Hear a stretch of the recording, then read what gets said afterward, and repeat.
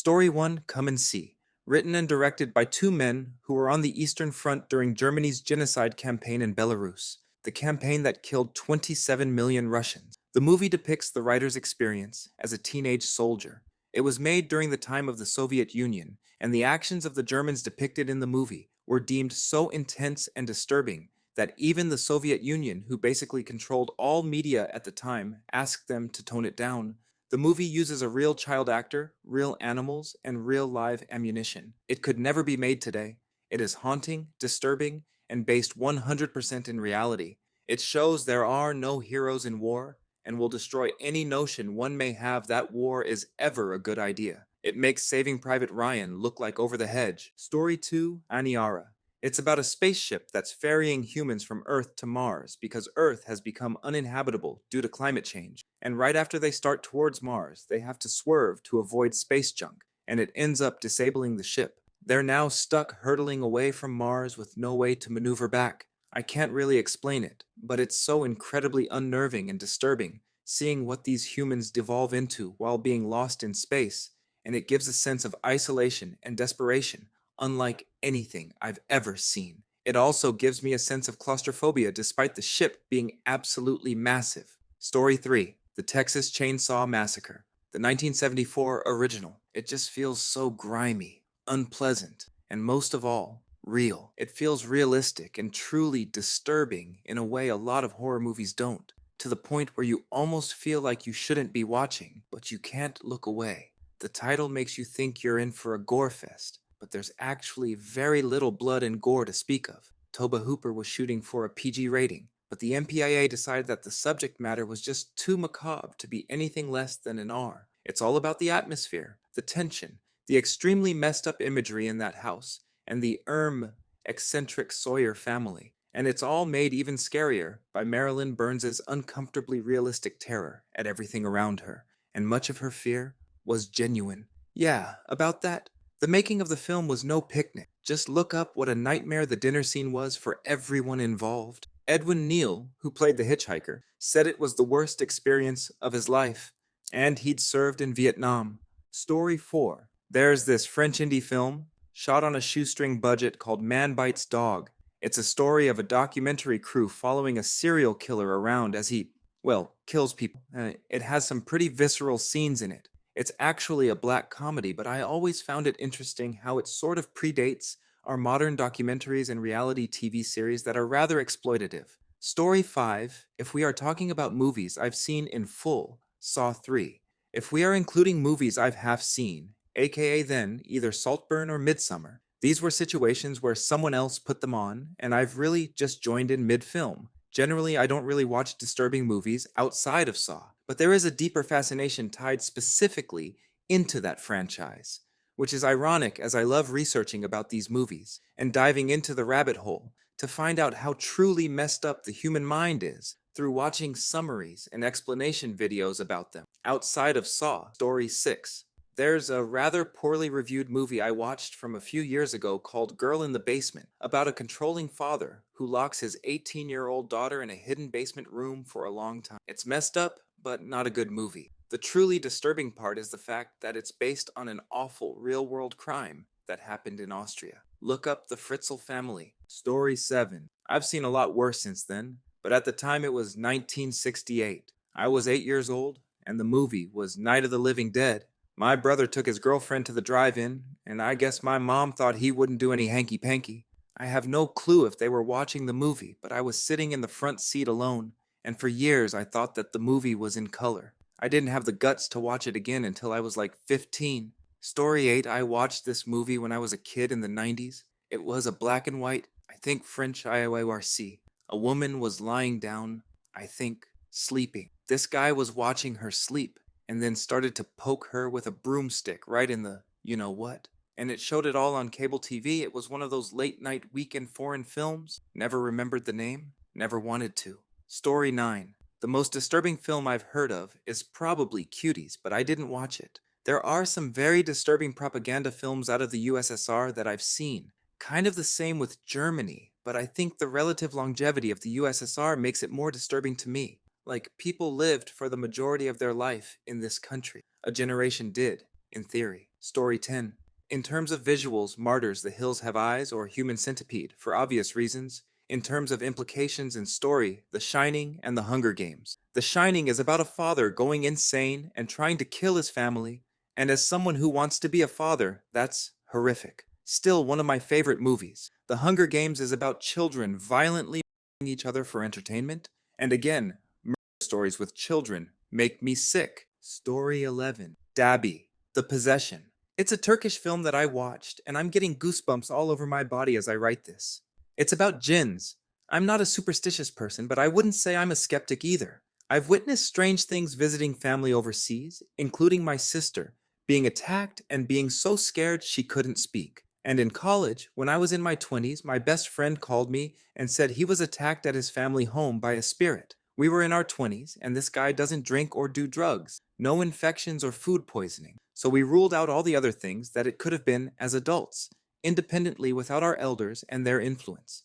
Anyway, I mentioned everything above because of this movie's accuracy. It was correct, and even called out the flaws in the cultural views along with the severity of calling on these spirits.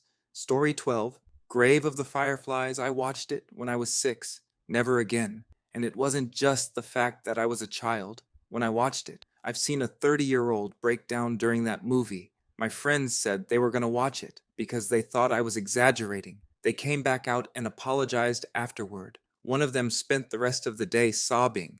Edit. To clarify, it is an incredibly well-made movie. It is Studio Ghibli after all. But to say it is devastatingly sad is an understatement. Story 13.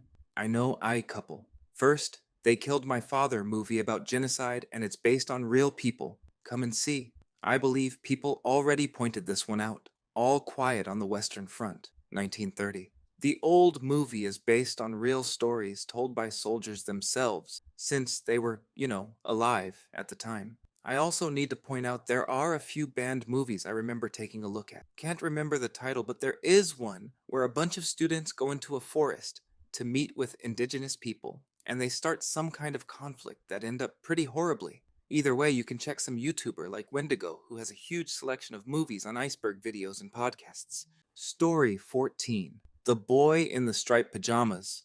Watched it with my parents too, because they were interested too. And my mom was very uncomfortable and she had to cup her mouth and everything. I, on the other hand, couldn't sleep knowing that happened IRL, and seeing an adaptation of the horrors in movie form was spine-chilling. I spent a week and a half not sleeping at all, because each time I closed my eyes, I heard the screaming and imagined the incineration room again. Story 15. I saw threads posted and agree with that for the dramatic unfolding existential human catastrophe. However, I'm going to post my original because it imprinted me so forcefully. Irreversible. There is a red fire extinguisher featuring in the film, used to bludgeon a man's head to a wet, pulpy mess, and the following week I was standing to attention in a large, high-class restaurant, listening to the executive chef announcing the night's particulars, when my eyes fell upon a red fire extinguisher in the all-white kitchen. I felt a flush, started getting lightheaded, hot and breaking a sweat. That's a mild panic attack. Story 16. When I was younger, my father was reviewing a documentary with actual footage of what had happened in Fallujah.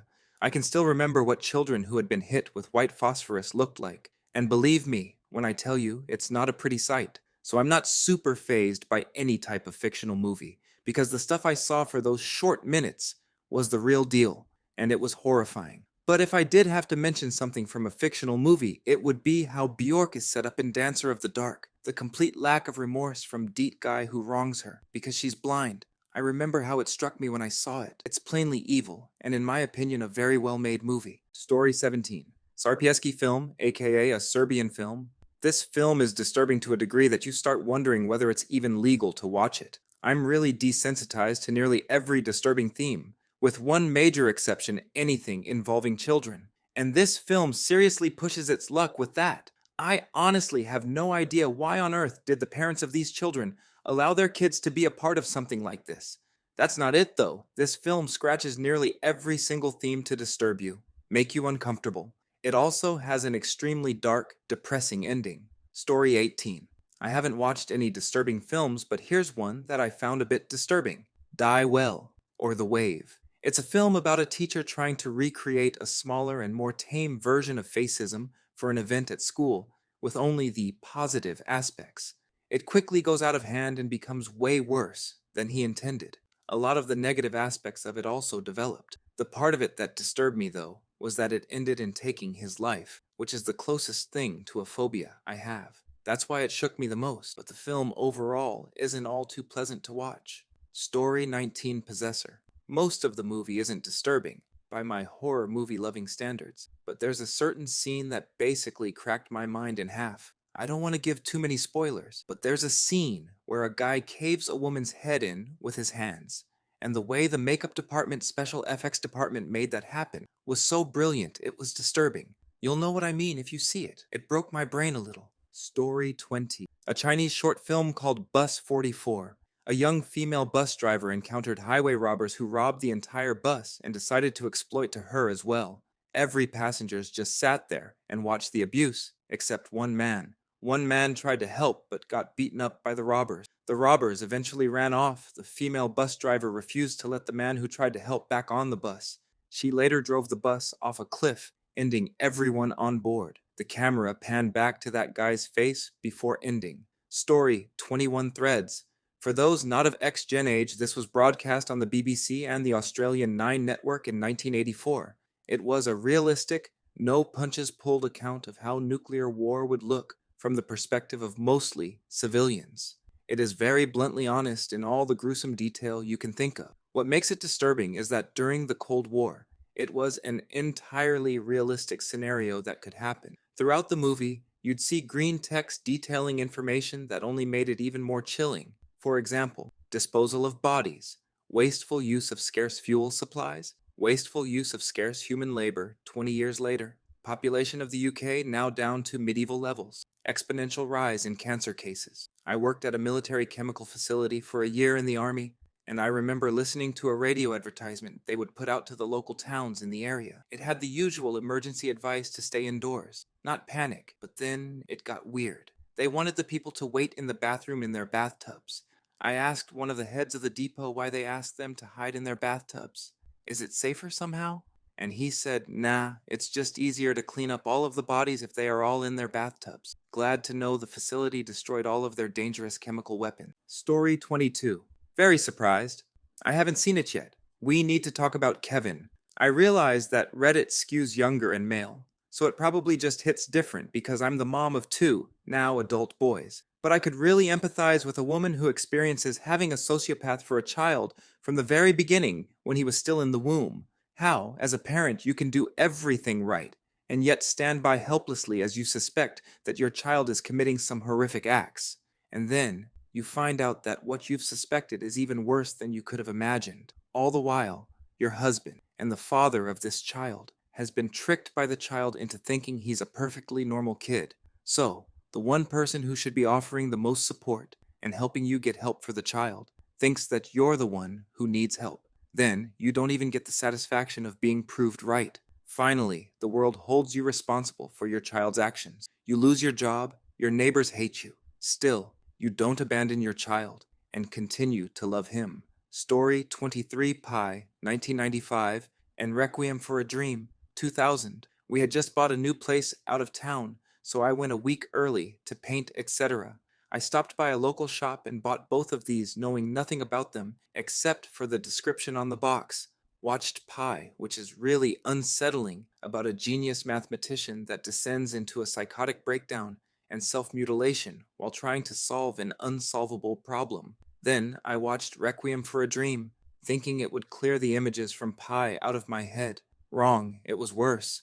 Really bad idea to watch both in one night, alone with paint fumes and nothing else to watch. That was 15 years ago, but I haven't rewatched them. Story 24. Not one specific movie, but my ex pushed me to try and sit through all of the Saw movies in one sitting. I'd never seen any of them, whereas she claimed to have seen them to a point they seemed funny rather than gross. I'm not big on scary movies in general, and was worse that I ended up getting tired and sort of being half asleep, still able to hear everything in the background, and occasionally waking up to gore just happening in front of me. I think we ended up watching up to the end of the fourth one, the one where a SWAT guy is searching for Donnie Wahlberg, then called it a night. I've only seen the films one time, and yet so many of the traps and horrid scenes are seared into my memory. Story 25 Kids. It reminded me way too much of some people I grew up with and the crap we did. We'd figure out who the least responsible parent was on any given weekend and party there. One of my friends from that era is in jail for life. No parole for murdering a kid. The kid's parents asked for him not to get the death penalty, or he'd be on death row today. One of my ex-girlfriends died this past January from a heroin overdose. Only me and one of my friends made it to 18 without criminal records. We're both working normal jobs and happy today. It seems like everyone else I grew up with is utterly messed up nowadays. Story 26. I've watched a lot of horror movies, like a lot, and there are some truly disturbing ones out there. The movie that wormed into my brain for months after watching it was Melancholia, though, with Kirsten Dunst. It's overlong, it's pretentious and stagey, not much happens until the end, but that second half, man. The juxtaposition of her character's depression with the impending annihilation of the Earth from the rogue planet. When it ended, I felt totally wigged out and disappointed, but could not stop thinking about it. Then, I started dreaming about the rogue planet. So, I guess that one for me. Story 27. Jack Ketchum's The Girl Next Door. It's based on the true events of an uncaring mother of two boys whose sister dies and is left in the care of her two nieces.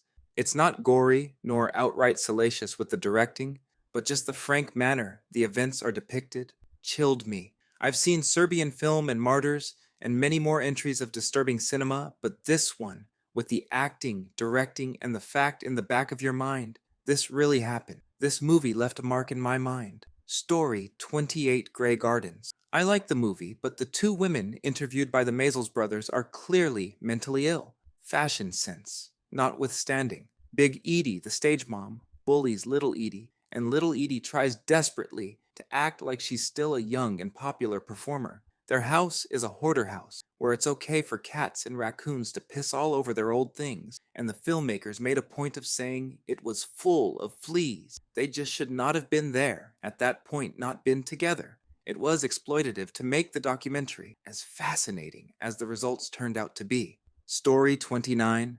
Antichrist.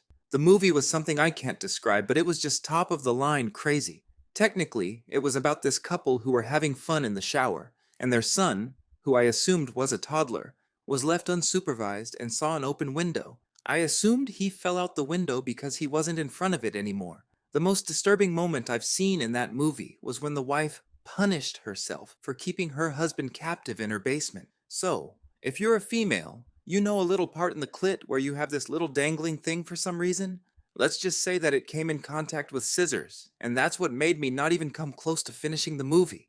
I still see it in my dreams till this day. Story 30. This is probably pretty mild compared to some others in this comment section like Cannibal Holocaust, and we need to talk about Kevin. I haven't seen either, thank God. But Midsommar really messed me up. My brain kept trying to convince me it's not a horror movie because it takes place in broad daylight. And I knew the people were walking into something messed up, but holy crap, the last scene where they put the guy in the bear. Story 31. In terms of a psychological type of disturbing, Requiem for a Dream moved me in a way that sent me into a depression for the rest of the day and the day after. That movie hits hard if you've seen anybody in your life fall to addiction or have battled with addiction yourself. In terms of gore and downright disturbing imagery, there's a documentary on YouTube that shows real footage of what happened at concentration camps during the days preceding the German surrender. It makes the stuff you see in textbooks look lighthearted by comparison. If I can remember the name, I'll drop the link, but I wouldn't watch it unless you're prepared to be scared.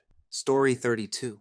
I would say the most disturbing film that I have seen would be Come and See. It is a film that follows a Belarusian boy's horrific experiences during the German occupation of his homeland. The cinematography is excellent, giving both a sense of horror and isolation. The director, Ilham Kilmov, having himself been victim to the German invasion, does not hold back on including scenes of pure terror, terror that has been given deeper meaning as the events you see took place across all of Eastern Europe. Chilling stuff indeed. Story 33. Friday the 13th, and let me explain why. It has nothing to do with Jason and the horror of the film. There's a part of the movie that absolutely serves no purpose.